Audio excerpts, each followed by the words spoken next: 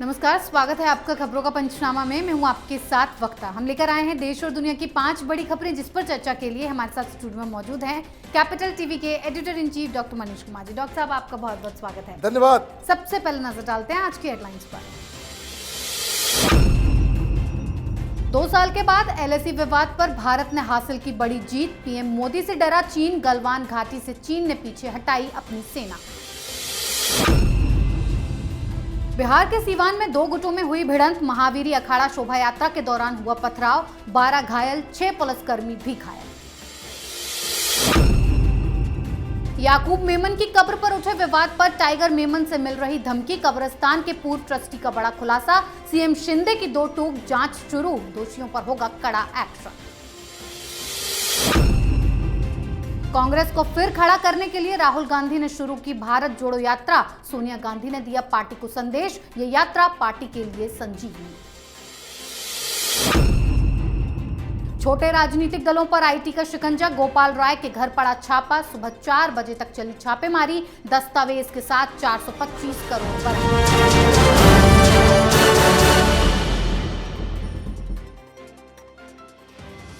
आज की सबसे पहली खबर में बात भारत की चीन पर हुई बड़ी जीत पर। लद्दाख में लंबे वक्त से भारत और चीन के बीच तनातनी देखने को मिल रही थी, लेकिन आज एलएसी विवाद पर भारत को बड़ी जीत हासिल हुई है, या ये कहें कि चीन पीएम मोदी की नीतियों से डरकर पीछे हट गया। गलवान से चीन ने अपनी सेना को पीछे हटा लिया है। पूर्वी लद्दाख में 2 सालों से जिन इलाकों को लेकर विवाद था, उसमें पेट्रोलिंग पॉइंट 15 आखिरी विवादित इलाका बचा था। इससे भी आज दोनों देशों की सेना पीछे हटनी शुरू हो गई है। Gogra hot spring patrolling point 15 से डिसएंगेजमेंट शुरू हो चुका है। डॉक्टर साहब, भारत के लिए गलवान और चीन पर यह कितनी बड़ी जीत मानी जाए? बहुत बड़ी जीत है। चीन जैसे साम्राज्यवादी ताकत, वो अपनी सेना को आगे करते फिर वापस खाली हाथ लौट आए, ऐसा कभी आप सुनाए? कभी ऐसा कभी नहीं होता। लेकिन सवाल यह है कि चीन को ये क्यों करना पड़ रहा है। ये क्रेडिट जाता है मोदी सरकार को, विदेश मंत्री को। जिस हिसाब से हमने चीन को घेरने के लिए पूरे विश्व में हमने गोलाबंदी शुरू की, और ये मत भूलिए कल ही जापान के साथ 2+2 डेलीगेशन के साथ मीटिंग हुई। मतलब जापान के विदेश मंत्री, रक्षा मंत्री और हिंदुस्तान के विदेश मंत्री और रक्षा मंत्री के बीच कई सारे समझौते हुए, और उस समझौते में बिल्कुल 2 टूक ये कहा गया कि चीन की साम्राज्यवादी जो नीयत है, उससे 2-2 हाथ करने के लिए जापान तैयार है, हिंदुस्तान तैयार है, अमेरिका तैयार है, ऑस्ट्रेलिया तैयार है। एक गोलाबंदी जो हिंदुस्तान के नेतृत्व में प्रधानमंत्री मोदी ने चीन के खिलाफ किया। साथ ही साथ 2 साल तक चाइनीज आर्मी को पसीने, जिसको कहते थे पसीने छुड़ा देना, वो काम हिंदुस्तान के जांबाज सैनिकों ने किया है।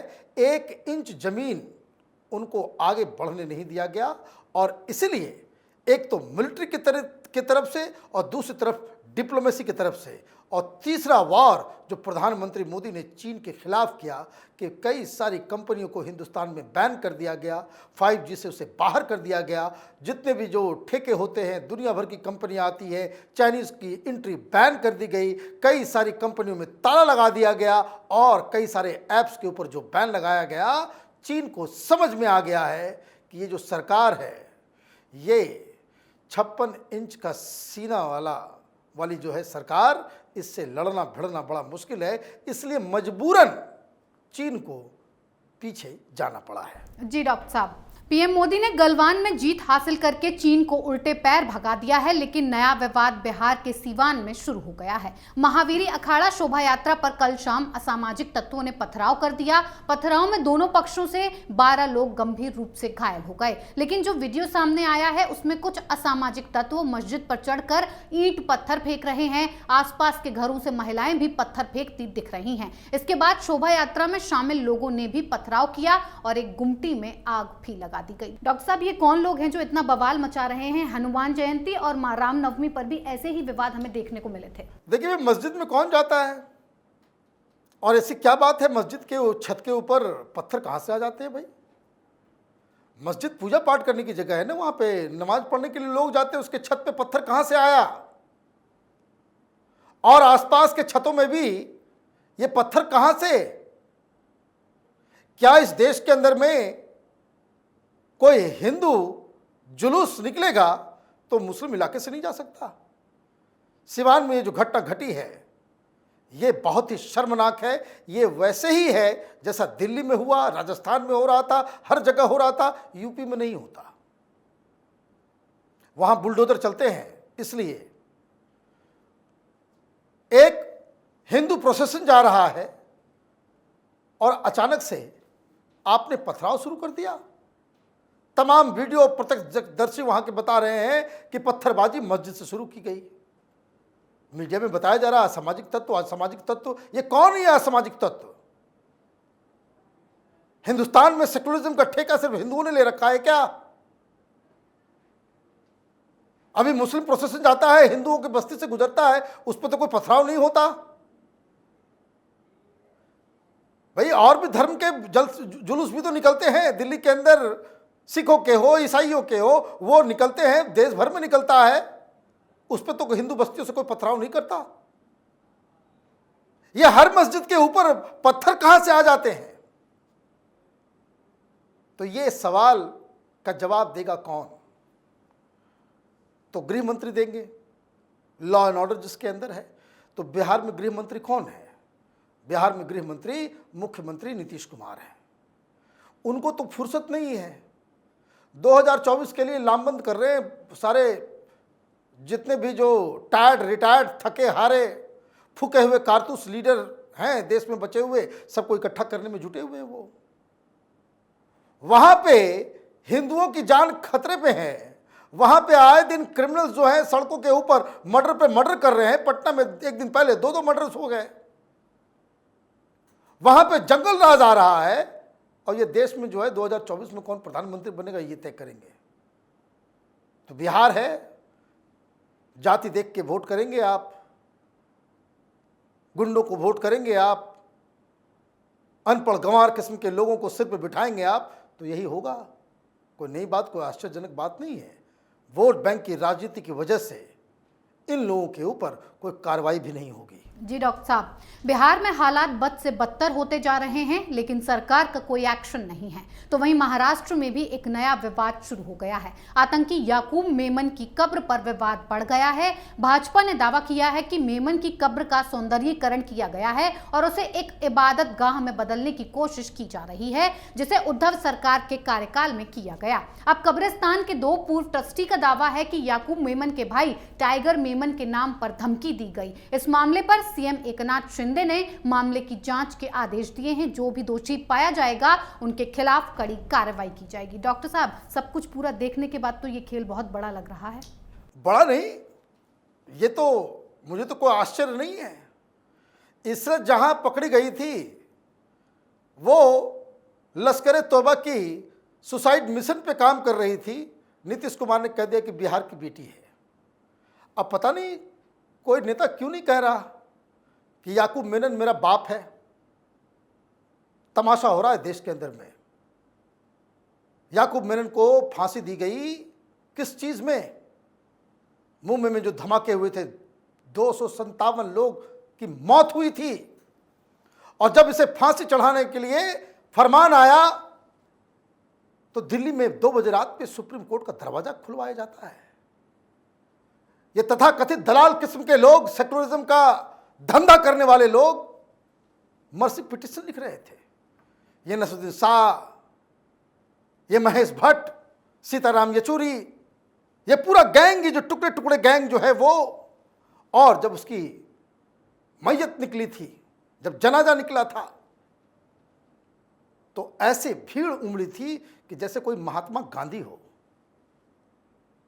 तो दबाव पड़ रहा था।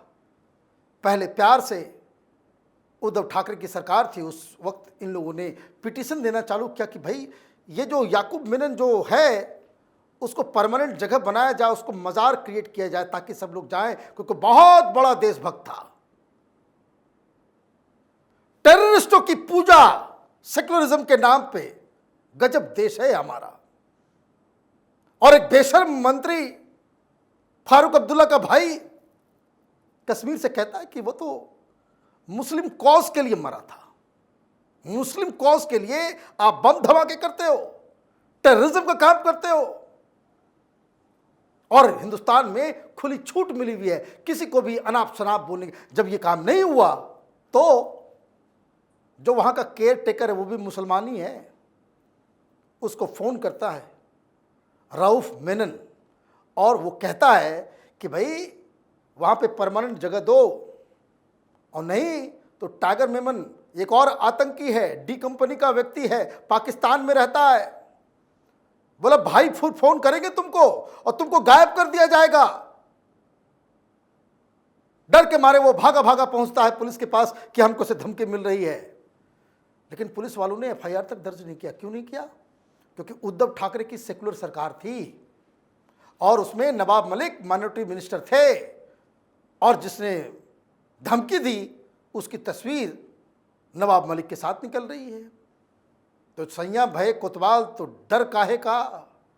आतंकियों के गोद में बैठोगे, सरकार को इस काम पे लगा दोगे कि अंडरवर्ल्ड, दाऊद इब्राहिम, दंगाई, आतंकी, इनका खेल चलता रहे, उसको आप पालोगे, पोसोगे, तो ये तो होगा ही। खैर, सरकार बदल गई है, अब जांच बिठा दी गई है, तो ये तो पहले पता करना पड़ेगा कौन कौन पुलिस वालों ने जब ये कंप्लेन होने के बाद एफआईआर दर्ज क्यों नहीं की, इन्वेस्टिगेशन क्यों नहीं किया, राउफ मेनन को गिरफ्तार क्यों नहीं किया, और नहीं किया तो किसके कहने पे नहीं किया। ये सब लोगों को पकड़ के जेल में डालना चाहिए। हिंदुस्तान बहुत सारे मीर जाफरों और विभीषणों को जो है पाल के हम लोग रखे हुए हैं। इन गद्दारों से इस देश को मुक्ति दिलाना ही पड़ेगा ना। जी डॉक्टर साहब, राजनीति में अपनी धाक बनाए रखने के लिए पार्टियां किसी भी हद तक जा सकती हैं, फिर चाहे बात आतंकियों से रिश्ता रखने की हो या यात्रा निकालकर खुद को सरवाइव करने की हो। आजकल कांग्रेस पार्टी भी खुद के सर्वाइवल के लिए भारत जोड़ो यात्रा कर रही है। इसी बीच सोनिया गांधी ने पार्टी के लिए संदेश दिया है कि भारत जोड़ो यात्रा भारतीय राजनीति के लिए परिवर्तनकारी क्षण है और ये पार्टी के संगठन के लिए संजीवनी का काम करेगी। मेरी पूरी भावना यात्रा के साथ है, लेकिन बीजेपी इसे भारत तोड़ो यात्रा कह रही है। डॉक्टर साहब, जिस मकसद से ये यात्रा हो रही है, इससे पार्टी को कुछ नुकसान होगा, फायदा होगा, किस लिए हो रही है? अब सोनिया गांधी खुद कह रही है कि भाई ये यात्रा जो है पार्टी के लिए संजीवनी है। तो संजीवनी क्यों दिया जाता है? जब व्यक्ति मृत हो जाता है जी, तो मरे हुए व्यक्ति को जीवित करने के लिए संजीवनी का इस्तेमाल होता है। अब ढूंढना पड़ेगा क्या वाकई कोई हनुमान है जो संजीवनी उठा के लाए, जो कांग्रेस पार्टी को दिया जाए ताकि वो फिर से जीवित हो जाए। तो एक तो पहला कि ये सेल्फ एडमिशन है कि कांग्रेस पार्टी मृत प्राय हो गई है, it is on death bed. अब संजीवनी काम करेगा नहीं करेगा ये आगे पता चलेगा। खैर, एक बात की तारीफ, अच्छे तरीके से ऑर्गेनाइज किया गया है। 3 दिन जिस तरीके से साउथ इंडिया में ये मूव कर रहा है, तस्वीरें हमने देखी, भीड़ है, अच्छा एक परिचय कांग्रेस पार्टी अपने ऑर्गेनाइजेशनल कैपेबिलिटी का दे रही है, इसमें कोई डाउट नहीं। और अगर ये सक्सेसफुल रहा तो कांग्रेस पार्टी के लिए काफ़ी फायदेमंद होगा। लेकिन दिक्कत क्या है? पर्पस जो है आपका 2024 होना है। 2024 में अगर आप ये कन्हैया कुमार, ये टुकड़े टुकड़े गैंग, योगेंद्र यादव को भी आपने साथ में रख लिया, ये मेधा पाटेकर भी सुन रहा है कि वो जा रही है, अनुरा राय जा रही है, ये तमाम इस तरह के टुकड़े टुकड़े गैंग के लोगों को आप साथ में रखकर हिंदुस्तान को जोड़ने का काम कैसे सोच सकते हैं? और आपकी भाषा, आप जो भाषण देते हैं, डेमोक्रेसी खत्म हो गई, डेमोक्रेसी मर गई है, गुलाम हो गए, लोग ये सुनना नहीं चाहते।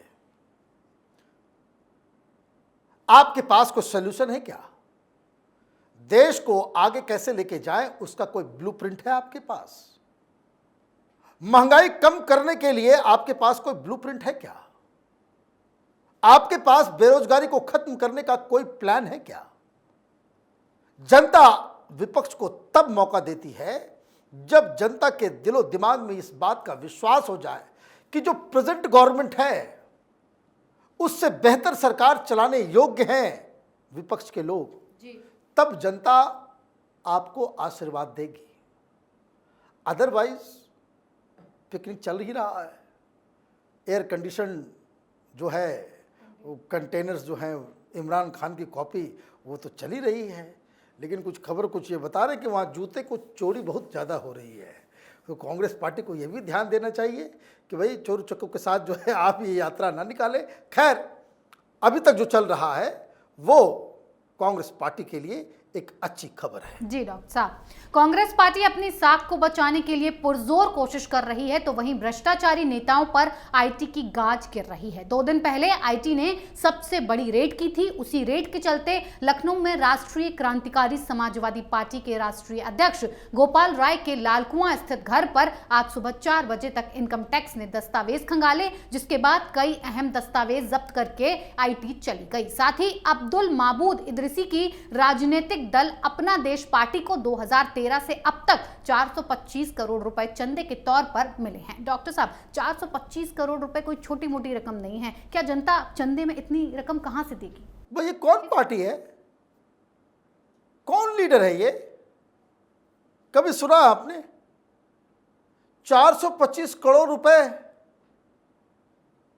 कहां से आ रहे हैं, कौन दे रहा है? यही तो इस प्रधानमंत्री मोदी ने कहा था कि भ्रष्टाचार के खिलाफ जो है मुहिम जरूरी है। ये सब ब्लैक मनी है, ये ब्लैक मनी है, अलग अलग धंधे का, गंदे धंधे का, स्मगलिंग का पैसा, प्रोस्टिट्यूशन का पैसा, चाइल्ड ट्रैफिकिंग का पैसा, नारकोटिक्स का पैसा, अनाप शराब तरीके से कमाया जाने वाला इलीगल पैसा, ये पॉलिटिकल पार्टीज के नाम पे ये इसको ले लेते हैं, ब्लैक को व्हाइट करते हैं जी। ये ठिकाना है।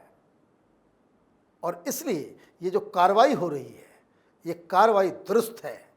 तमाम पॉलिटिकल पार्टीज को मैं तो यूं भी कहूंगा कि मीडिया ऑर्गेनाइजेशंस के भी अकाउंट्स को खंगालना चाहिए, और कौन पत्रकार, कौन एडिटर कितना पैसा कमाया और कैसे वो साउथ मुंबई और साउथ दिल्ली के अंदर बड़े बड़े बंगले में रहता है, इसकी भी तहकीकात होनी चाहिए।